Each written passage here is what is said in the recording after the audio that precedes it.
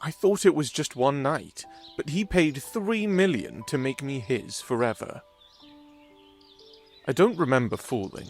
I just remember the hands. Too many of them, grabbing my arms, my waist, yanking me off the floor like I weighed nothing.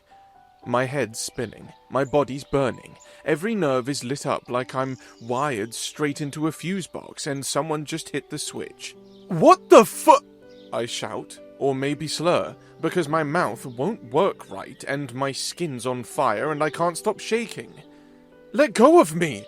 I'm fine, I just—" "Beta my arse," someone snarls above me.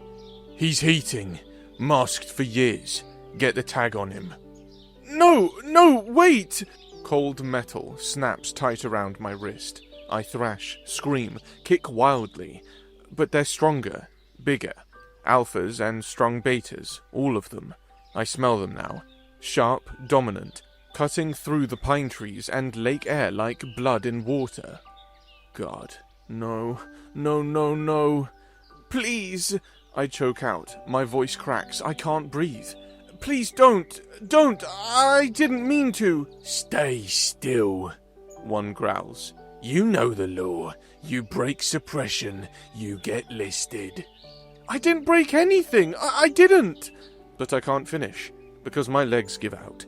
My back hits the dirt, and somewhere in the chaos, somewhere between the shouting and the humiliation and the fire ripping through my stomach, I hear it. The collar. Click. Everything stops. They tagged me. I'm not Theo anymore, not a beta, not an employee. I'm inventory, and I'm being prepped for auction. Flashback. 2 years ago. People think working for Alexander Vale must be glamorous, like penthouse boardrooms, chauffeured cars, espresso machines that cost more than my rent, and yeah, all that's there. But when you're me, you don't see any of it. I'm just the assistant, the one who blends in, stays quiet, schedules meetings, files contracts, fetches overpriced coffee with oat milk because His Highness is allergic to dairy and people who talk too much. I just wake up at 5 a.m., slam 2 caffeine pills, spend 45 minutes squeezing myself into clothes that hide everything too soft, too curved, too omega, then pray no one catches me before I mask. I'm not glam, I'm exhausted, and when I get to work, I move like a ghost. That's the trick. Never draw attention. Be just efficient enough that no one questions your presence, but not so impressive that they remember your name. I keep a spare scent blocker in my bag, and another one in the drawer, and one in my shoe just in case.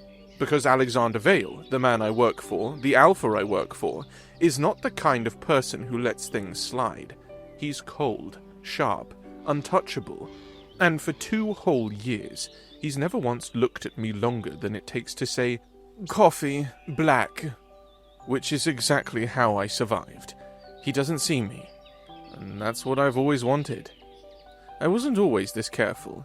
I used to think it was fine, that if I was quiet and polite and didn't let anyone too close, I could live as an Omega and still be free. I was 17 when that blew up in my face. It started small, whispers in the hallway, older alphas lingering a little too long, classmates sniffing the air and pretending they weren't sniffing the air. One day, I found a heat suppressant slipped into my locker with a note that just said, "You'll need this soon." I transferred schools after that, but it didn't stop. Not really. When you're a male Omega, you're not rare, you're valuable. You're a price tag walking on 2 legs. People think you'll be grateful for the attention, grateful to be wanted. They say things like, "lucky bitch," and "I'd pay to not that," right in your face, like it's a compliment. I stopped going out during full moons. I stopped eating in public. I didn't date. I didn't look at anyone. But even hiding wasn't safe. I knew that if anyone ever smelled my heat, the real one, the one that blockers couldn't cover forever, I'd be registered, flagged, thrown into the auction system like meat on a silver tray. So I erased myself. There's a man in the city, a rogue beta with shaky hands and a bitter laugh, who installs illegal ID chips. It cost everything I had, but I paid it. Walked into his busted-up garage, a terrified Omega. Walked out, registered as a beta. I told no one. I burned every heat suppressant prescription, started training my body to ignore the warning signs, and for a while, it worked. I was just Theo. Just another tired guy on the subway with cracked lips and cheap shoes and nothing to offer. No one looked twice, and I thought maybe I'd made it. But clearly, I was wrong. You want to know what happens when you're caught? Not the rumors, not the sanitized version they teach in school. The real process? They tag you. First, physically, with a steel collar or a wrist lock. Then, digitally, a barcode gets added to your ID. Unclaimed Omega, pending auction. You lose job rights, travel rights, property access. You stop being a citizen. You become an asset. And in most districts, especially the elite ones, you're immediately sent to an auction house. Or worse, claimed on the spot by the highest-ranked alpha in the room, no questions asked. Because here's the truth no one likes to say out loud. Rare Omegas aren't free. They don't get to date, or fall in love, or be awkward, or messy, or human. They get bought. And if you think it's just strangers who do the buying, no. Sometimes it's bosses, clients, professors, family, friends. Sometimes it's the man who signed your paycheck this morning. I lived every day knowing that. I knew what I was. I knew what they'd do to me if they found out. I saw what happens to others. Auction vids go viral all the time. Some people treat them like porn. Others call it preservation of rare genetics. But to me, it's a cage. With velvet walls, gold locks, and a heat cycle that never ends. So I built my life out of silence. I chose boredom over danger, paperwork over risk, bland beta life over terrifying beauty. It wasn't much, but it was mine. And now it's gone. Flashback ends. A few hours later. I didn't think I'd end up in a cage. Like, actually a cage. It's glass, sleek, lit from below like some luxury freaking showroom. There are chains on my wrist. Not tight, just there. A reminder. I'm property now. My skin still burns from the heat suppressants they injected. Not enough to kill it, just enough to mute it. Just enough so I don't look too needy on display. There's a tag locked around my neck, silver, flashing red. Rare male Omega. First heat, unclaimed. Every word makes my stomach flip. I sit curled up in the back corner, arms around my knees, trying not to shake, trying not to breathe. There are people watching. Alphas, betas, some wearing suits, some wearing freaking masks. Like this is a secret club instead of a government-sanctioned nightmare. And they're bidding. On me. $400,000! Someone calls out. 500, 700, 950. Every voice is casual, polite, like they're ordering wine, like I'm not a person, like I'm not sitting right here, watching my own worth get shouted into a room full of strangers. I press my forehead to the glass, close my eyes. I want to puke. I want to die. And then, a voice. Calm, cold, sharp like ice. 3 million! My whole body goes still. No. No, no, no, no, no. That wasn't. It can't. I look up, and there he is. Alexander Vale, my boss, standing in the back of the room, perfectly still, like this is just another meeting. Hands in his pockets, suit flawless, not a hair out of place. He doesn't even look at me, just says it again, like he's placing an order. 3 million. The room goes silent, dead quiet. Someone tries to speak. They get cut off. No one argues. The auctioneer clears his throat. Sold! Just like that, the chains on my wrists buzz, unlock. The tag around my neck blinks green. I don't know what happens after that. Everything blurs. I think they sedate me again, or maybe I just black out. Like that was going to save me.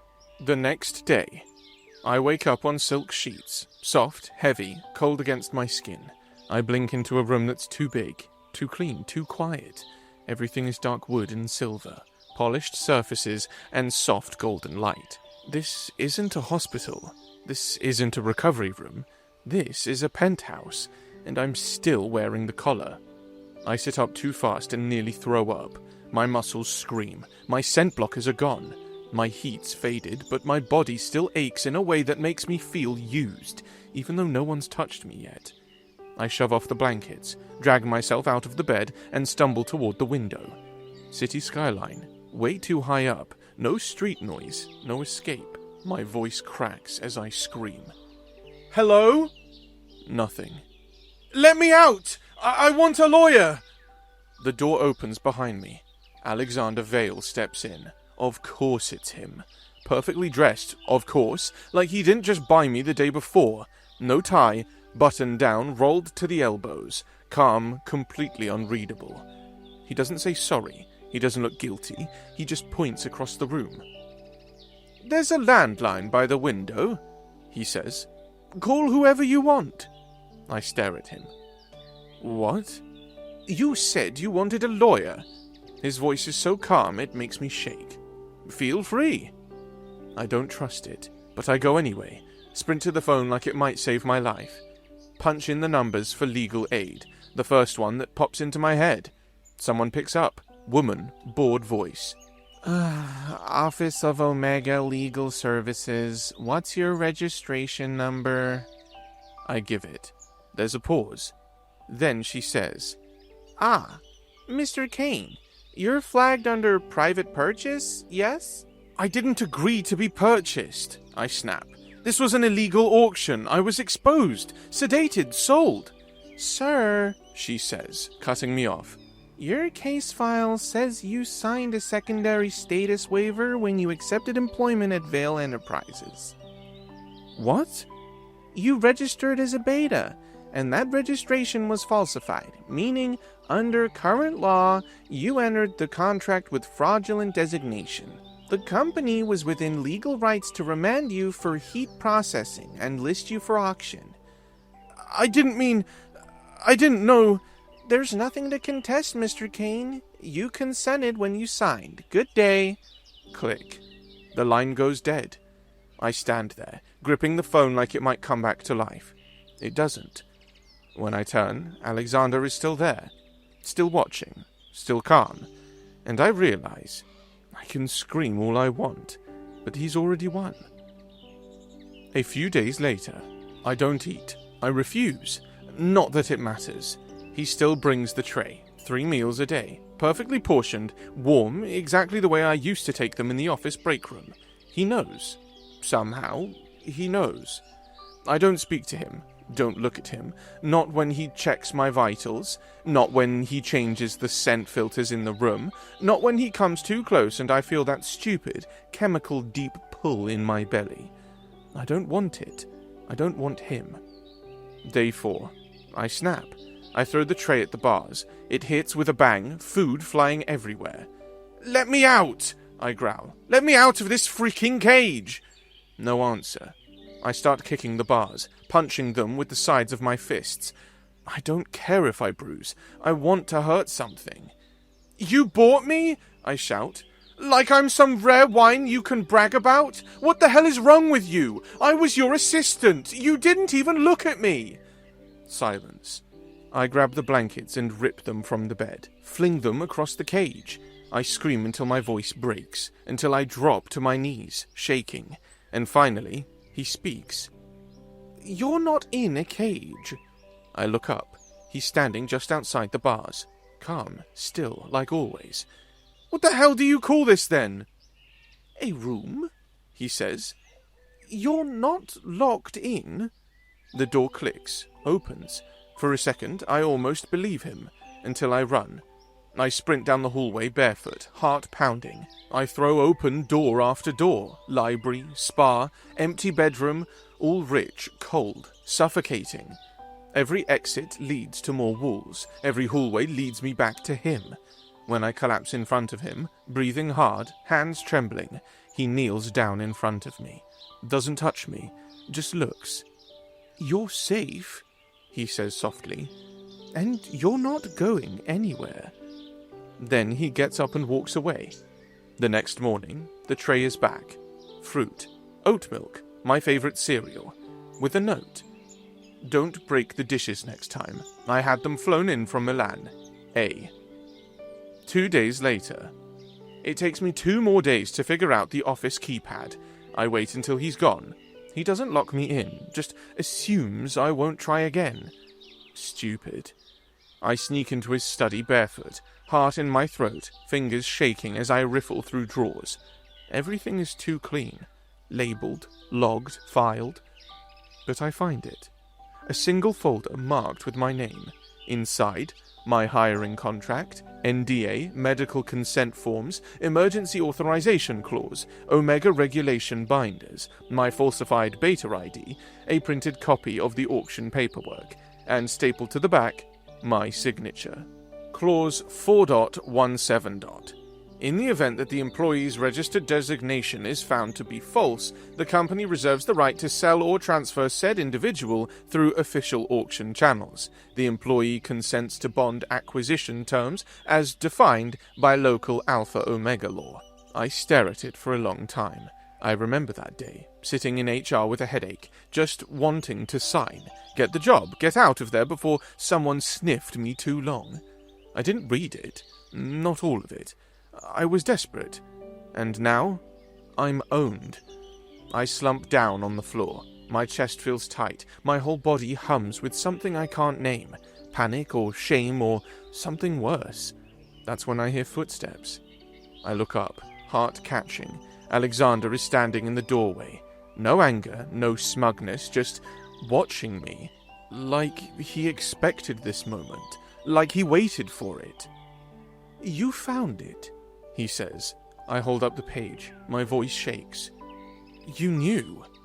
"Yes. You let me work for you for 2 years while planning this?"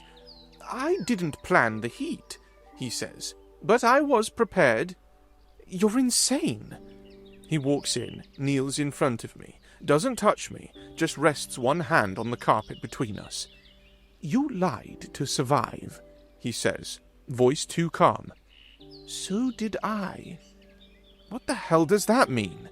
He doesn't answer, just takes the contract from my hands, folds it, puts it away, and leaves me sitting on the floor. Alone, owned, trapped. A few days later. It starts slow.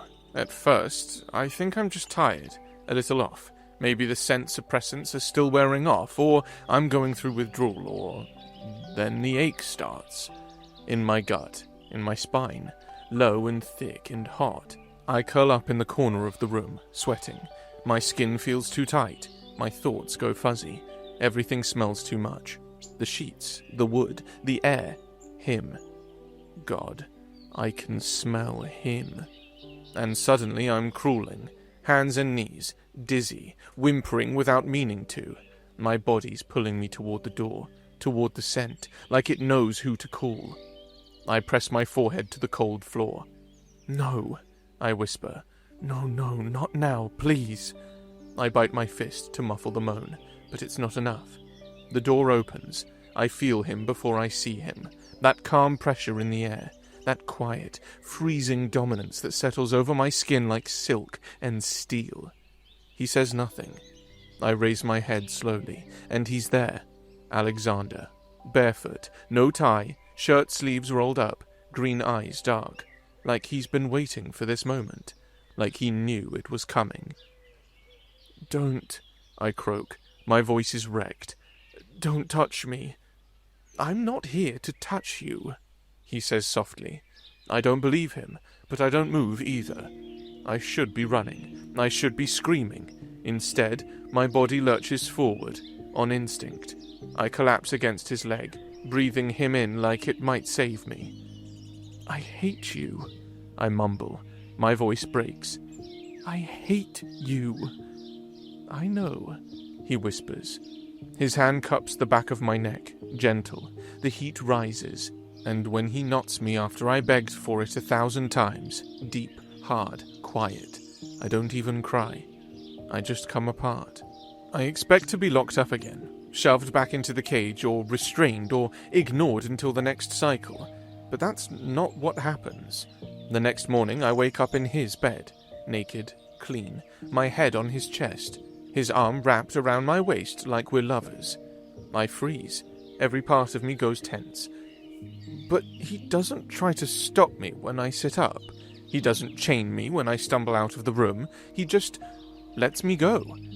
I spend the day trying to figure it out. The door's unlocked. The rooms are open. There's no guard, no threat, just space. Freedom with invisible walls. I check the elevator. Doesn't move without biometric clearance. I try to call for help again. No line. No cell service. Still, he doesn't stop me. It's like he knows I won't leave. And the worst part? He's right. Because every few days, it comes back. The heat, the ache, the way my body betrays me again and again and again. And when it hits, I don't fight anymore. He brings food before the fever, water, clothes. Then he takes me apart. He kisses like he owns me, screws me like he's worshipping something lost and found, but never explains, never says why. After, he carries me to the bath, washes my hair, feeds me, holds me like I'm fragile, then leaves. I hate it. I hate that I feel safer with him than without him. I hate that I wait for his voice in the hallway. I hate that when the heat comes, I want him. And worst of all, I hate that some twisted part of me is starting to need him. A few weeks later. It happens after my third heat. This one's worse, sharper. I lose hours in the haze. I wake up shaking in his arms, soaked with sweat, legs limp, throat raw from begging for something I swore I'd never want. I hate how careful he is. He doesn't treat me like property. He treats me like something fragile. Not weak, but breakable. He wraps me in a soft blanket, carries me to the chaise lounge by the window, holds me in his lap, rubs circles into my back like I'm some exhausted little thing, and I can't take it anymore. I look up, eyes bleary, voice hoarse, and I ask, "What am I to you?" He goes still, doesn't look surprised, doesn't look anything, just quiet. "You keep me here," I say. "You feed me, you screw me, you never explain, you never ask, you never feel, so what am I, Alexander?" I don't expect him to answer, but he does. One word. "Mine." It lands like a shot in my chest. He doesn't say I love you, doesn't say I care, or I'm sorry, or even I wanted you, just mine. That's it. I feel something inside me snap, because I think I understand now. This isn't about my designation, or my body, or my heat. It's about me, and he's not letting go. Not now. Not ever.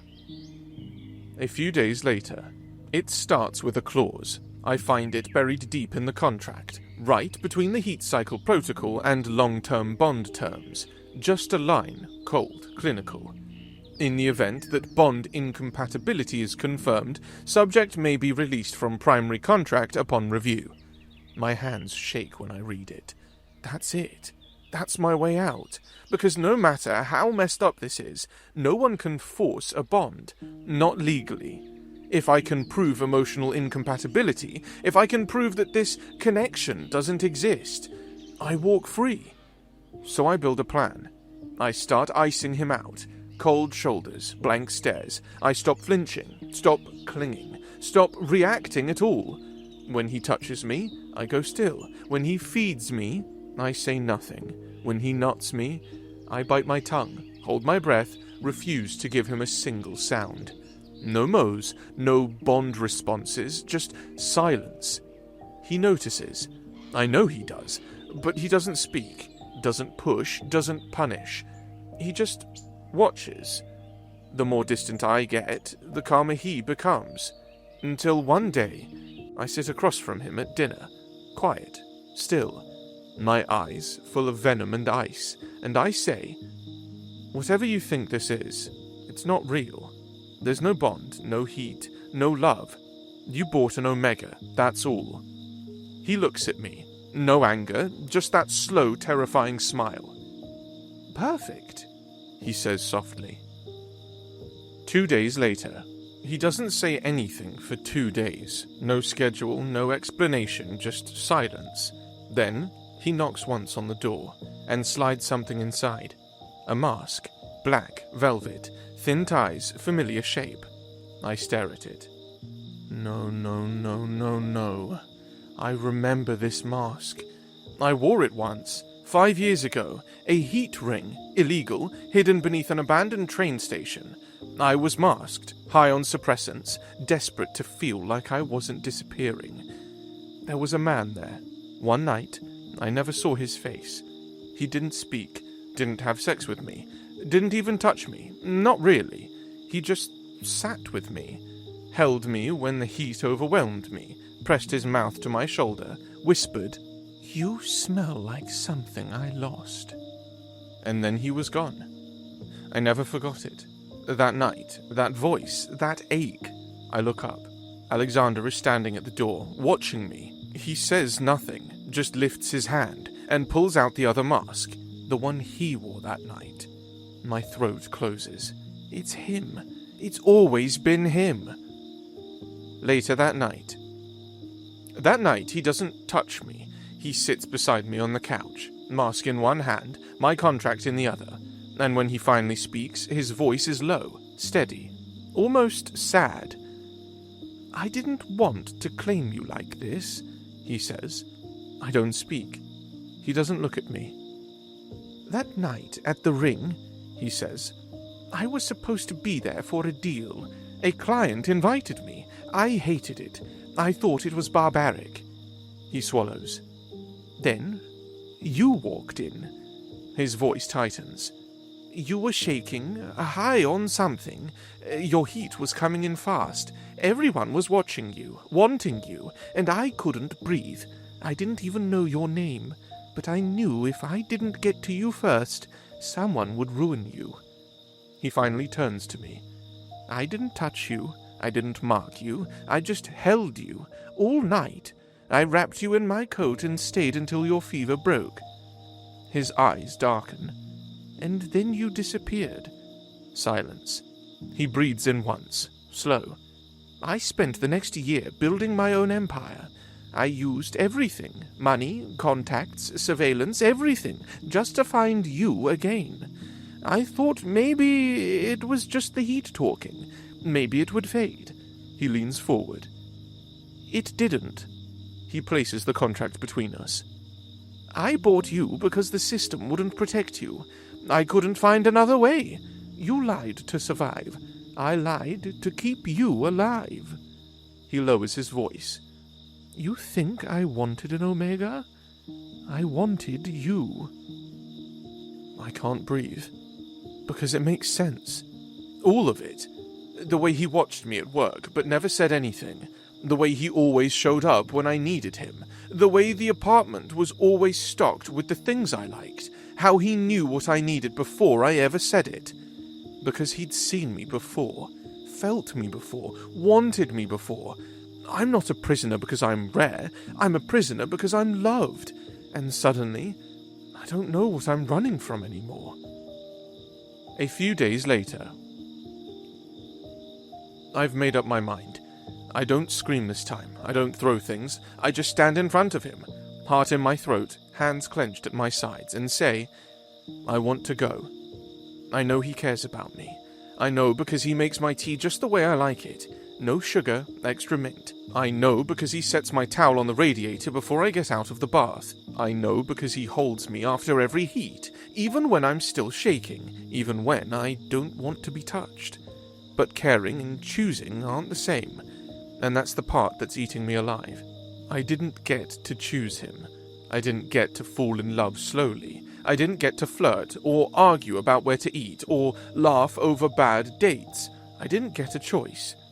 He says I'm not a prisoner anymore, but I never signed up for this in the first place. So even when he brushes my hair gently, or when he holds my hand like it's something sacred, or when he whispers, "I've waited so long for you," against my neck, I feel it. The weight, that edge, that truth. He wanted me, but he never asked if I wanted him back. Alexander doesn't flinch, doesn't blink. He just watches me. I keep going. "I know what you said. I know what you did, but I didn't ask for this. I didn't choose you. And Maybe I never would have. Maybe I still won't. Silence. My voice cracks. I need to know what's mine, what I want, who I want. I need space. I need air. I need you to let me go. He's quiet for a long time. Then he stands, walks over, and pulls a key from his pocket. He steps behind me. I feel his hands at the base of my neck, a soft click. The collar falls away. Go, he says, voice low. But your heat's coming in 3 days. I turn to face him. He's not angry, not broken, not cold, just calm. I'll send the driver, he adds. Wherever you want. Why are you making this so easy? I ask, choking. Why aren't you fighting? He reaches out, tucks a strand of hair behind my ear, and says so quietly, Because I know you'll be back. You always come back. About a week later, I move into a cheap hotel downtown, just for the night, then 2 nights, then 5. The air is too quiet, the food is wrong, the bed is too hard, or maybe too soft, I don't know. I barely sleep. I thought freedom would feel better. I thought I'd feel powerful, unshackled, clear-headed, but everything feels numb. I sit by the window and check my phone, even though no one's texting me. I touch the back of my neck, even though the collar's gone. I stare at my reflection too long, wondering if I look any different now that I'm free. Day 2, I cry in the shower, for no reason. Day 3, I wake up sweating, shaking, my body humming. The heat's coming. I try to ignore it. I pace the room, scroll, breathe, try to stay still. But nothing helps, because my body doesn't want a stranger. It wants him. It wants the scent that calms me, the hands that know how to hold me, the eyes that don't see me as a transaction, but as someone he waited years to find. And suddenly, I'm running. Back to the elevator, back to the car, back to the only place I've ever felt wanted. When the door opens, he's there, standing in the foyer, still in the same black shirt, still perfectly calm.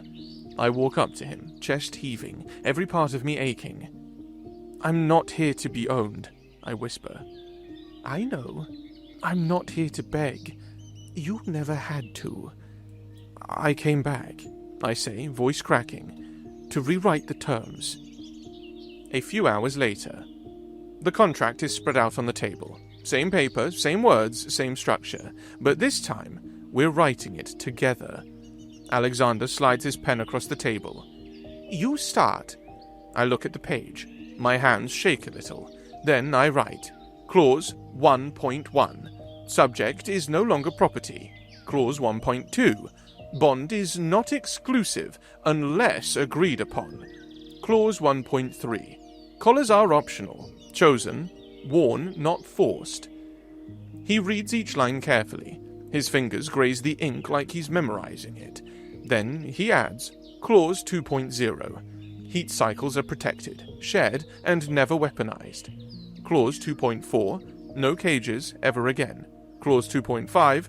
Touch only with verbal consent, unless otherwise requested. Clause 3.0. This is not a contract of ownership. Clause 3.1. This is a contract of love. I look at him. He looks tired, vulnerable for the first time. I never wanted to trap you, he says. I just didn't know how to keep you otherwise. You don't have to keep me, I whisper. Just stay. He nods. Then stay with me. And I do. That night, there are no restraints, no commands, just his hands in my hair, his mouth against my skin, his arms around my body like I'm something he dreamed about for years. Because I am. And this time, I choose him. Over and over and over again. Every heat, every night, for the rest of our lives. A few years later. The sheets are a mess. Sunlight's crawling through the curtains in long golden strips. The house smells like cinnamon rolls and knotting. Not a bad mix, honestly. Alexander's still asleep, one arm slung across my waist, breath warm against my neck. His face looks softer when he sleeps. Less CEO, more boy who found what he was looking for and never let go. My heat started yesterday.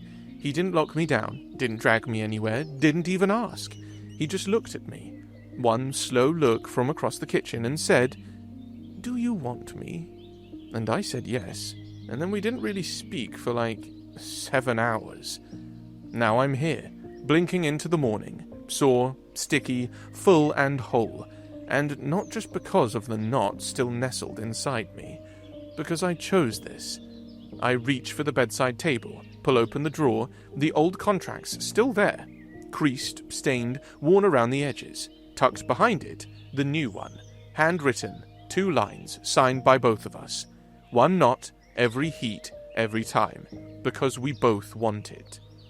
I smile. He stirs beside me, groaning low, dragging me closer like his body knows I'm awake, like even asleep, he needs me near. "You were staring again," he mumbles, voice thick with sleep. "You drool when you sleep," I whisper back.